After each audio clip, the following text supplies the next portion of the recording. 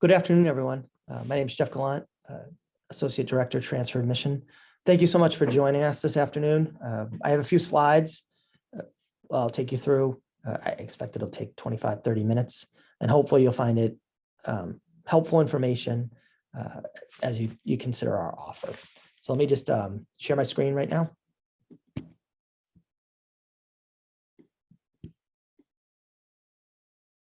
Okay. I'll just begin by saying you're all very deserving. We're excited by how you would enhance our community. We know you applied for the fall. This is probably not what you expected, but we appreciate the serious consideration that you're giving us and our offer to begin in January 2023. Just a few things about Boston College to start. We do have a religious affiliation. We're Catholic, more specifically founded by the Jesuits. The Jesuits are a group of Catholic priests who have founded schools all over the world. Here in the United States, there are quite a few Jesuit high schools and then 27 colleges and universities. We have 9,400 undergraduate students and about 5,500 graduate students. These students are divided among 4 undergraduate divisions. The Morrissey College of Arts and Sciences is the largest, and then the Carroll School of Management, where students study business, the Lynch School of Education and Human Development, and the Cannell School of Nursing.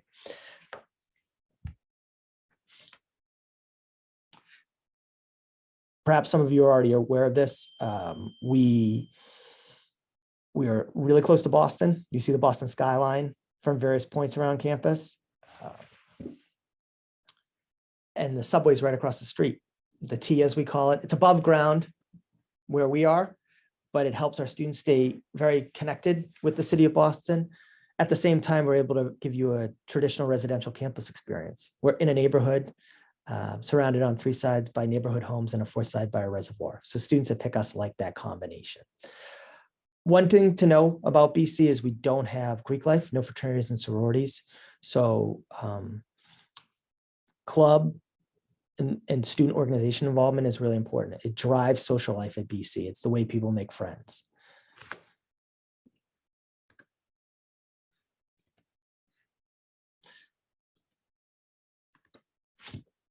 When you applied either as a resident student or a commuting student.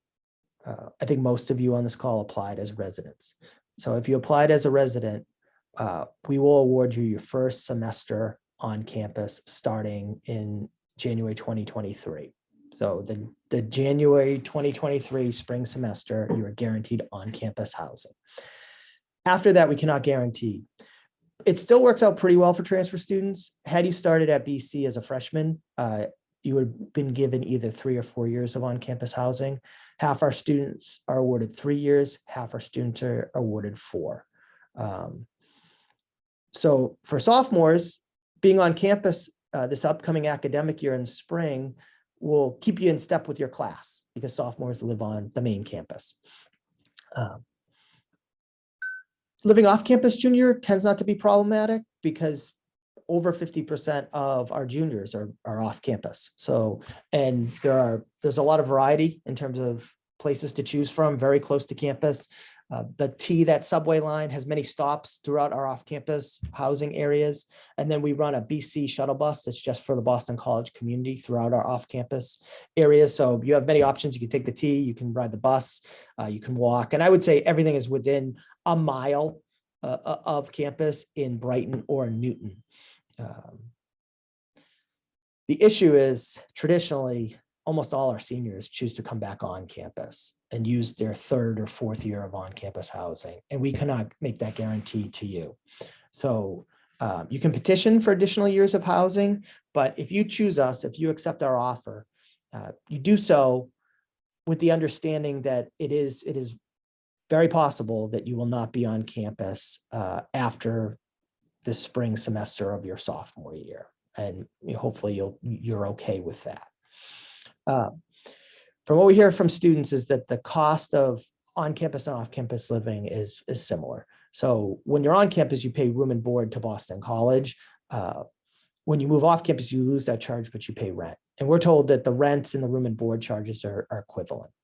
One thing to know about financial aid is we don't offer merit-based financial aid to students. So you may have earned merit-based financial aid at your current institution because of your grades, your standing in the academic applicant pool.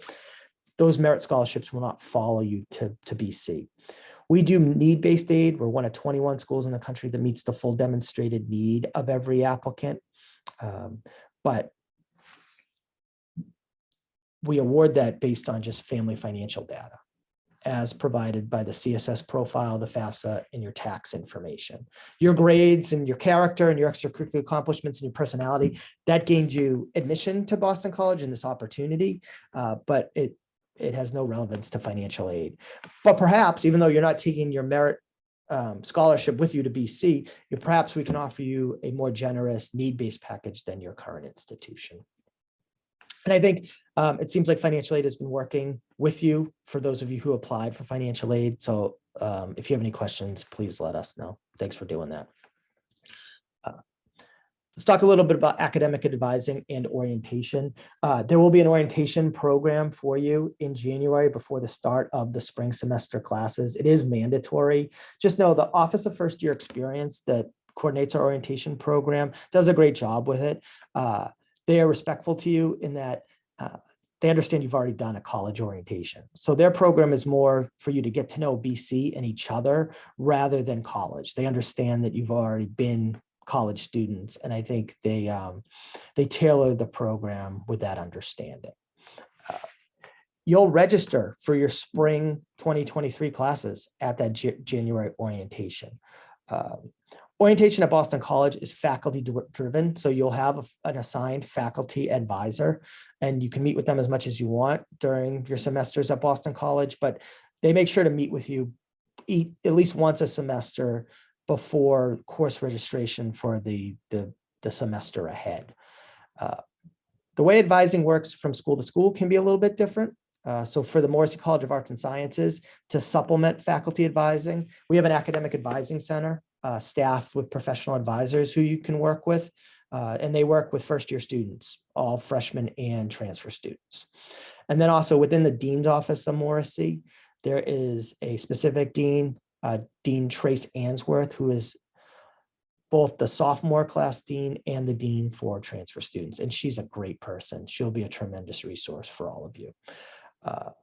Similarly, within Carroll and Lynch, the dean's office takes an active role in the advising process to support the faculty.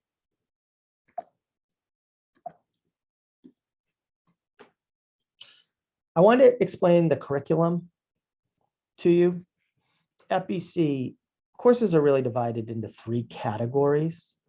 Core, we have a university core curriculum, 15 semester-long courses in 10 different subject areas that all students have to take to graduate from Boston College.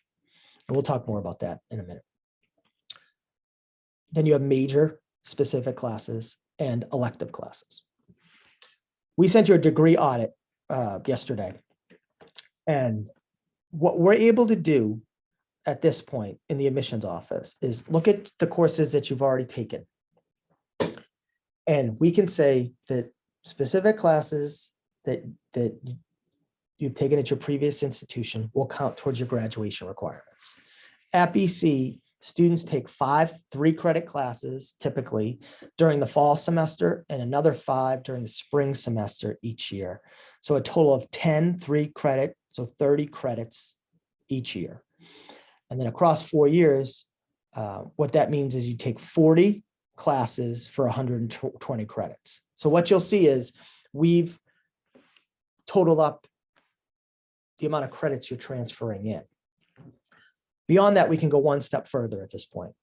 We can say a specific class that you took at your previous institution could fulfill one of our core areas. So one of those 15 semester-long courses in 10 different subject areas. With all the other classes, major specific classes, or classes that we don't feel will fulfill core, they're in as electives right now. That could change for some of them. What you'll do with professors later on this year is you'll work with them to slot your classes, your major specific classes into the major sequence at BC. So right now you have classes that are listed as electives on your degree audit, which will count towards major specific requirements, but we'll work on that process later on down the road. And again, typically the slotting will happen leading up to orientation, this maybe late December, early January.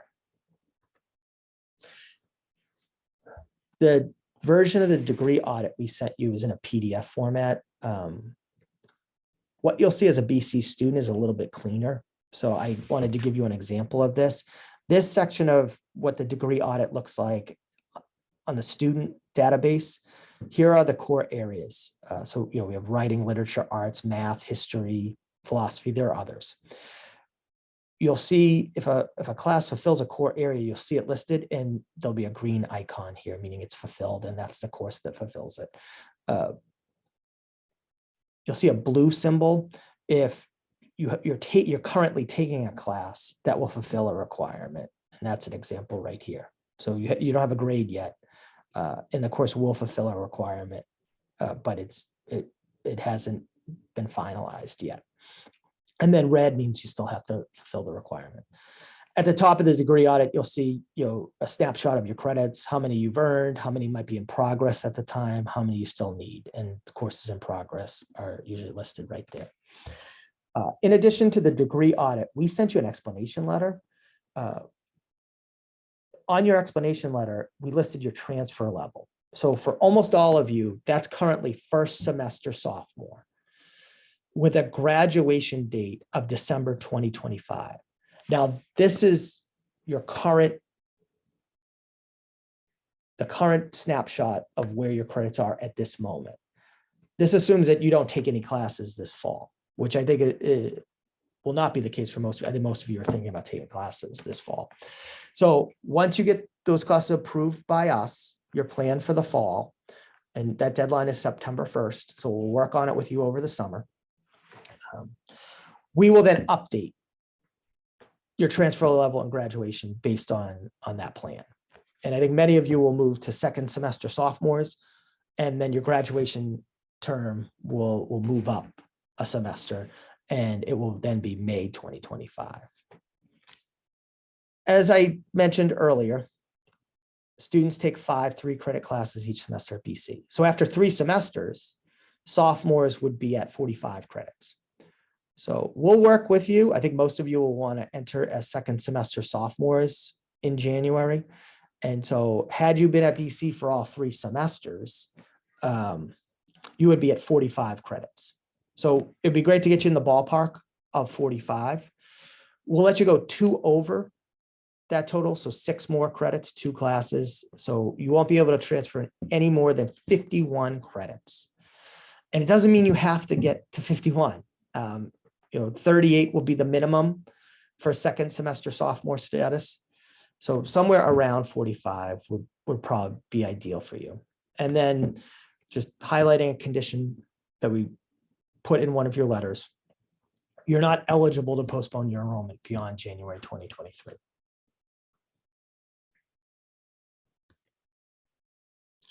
Just to talk a little bit about study abroad, it is popular at BC. We have summer programs and academic programs, a great variety, internal, external programs. As students entering in January, you would not be eligible for any academic year programs your junior year. Those deadlines will have already passed, unfortunately. If you are interested in studying overseas, please let us know. We'll connect you with the Office of Global Education, which coordinates all our abroad programs. They could discuss possibly summer programs that you could do summer 2023 or summer 2024. And maybe fall of your senior year. But just know the tradition at BC is if you're going to study during the academic year, typically students do it junior year, and unfortunately you will not be eligible for those programs. But summer programs are also popular. They tend to be a little bit more convenient. They're shorter in length. Instead of an 11-week semester, they're maybe 3 or 6 weeks in length. So maybe that's something you'd be interested in. If you say yes to our offer and move forward with this, a couple of things to do. Please send us your final transcripts so we can change those IPs on your current audit to actual grades. And then once your fall coursework has been completed, we'd like another official final transcript, and we'll add those grades to your record in advance of orientation. On our website, we outline our policy for qualifying AP, IB, and how we treat dual enrollment classes. We don't give credit for these things, but you earn placement fulfilling core areas. So this could be very helpful to you, allowing you flexibility. You can fulfill core requirements through 4s or 5s on AP, 6s or 7s, higher level exams. I believe some foreign languages at Boston College, it's a 3. And then dual enrollment courses, we have some conditions. We can talk with you to how we're going to evaluate those, but we'll need those official scores for AP through College Board, IB through the IBO, and then an official transcript for any college courses taken in high school. I've talked a little bit about in-progress classes, so just hopefully that explains what those are on your current audit. If you send us the final transcript, we'll convert those to actual grades. And then philosophy and theology, there are 2 philosophy and 2 theology classes as part of our core.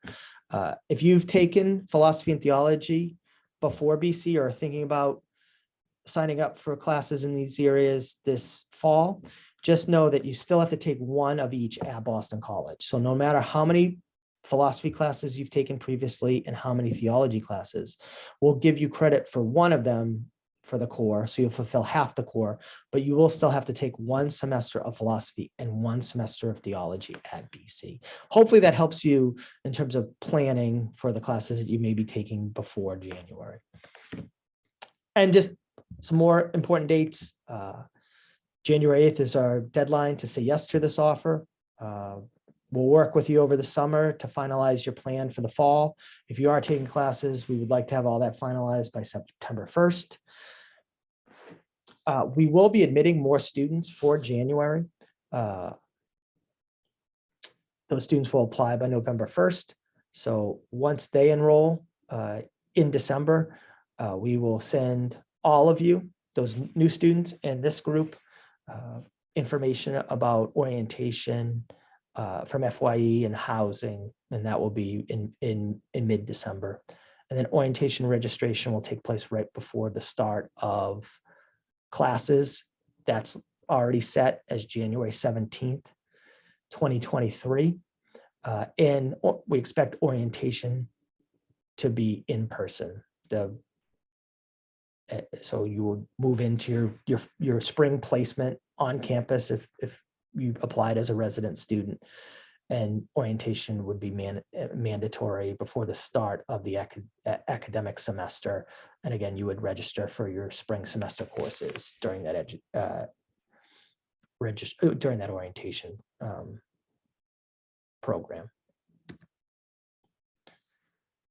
Please reach out to any of us. The counselor who read your application is listed on your portal. My name is Jeff Gallant. You can easily find my contact information. Once again, this wasn't the plan, but we appreciate the serious consideration you're giving us to be your choice. We would love to see you join our community. It's a rewarding part of working with transfer students.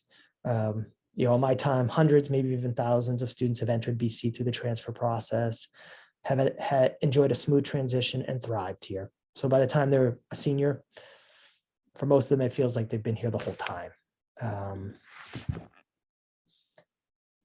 And you can enjoy a really fulfilling undergraduate experience at Boston College. We look forward to hearing from you. Thanks again for your time and attention this afternoon. Best wishes to you and your loved ones. Take care. Thank you.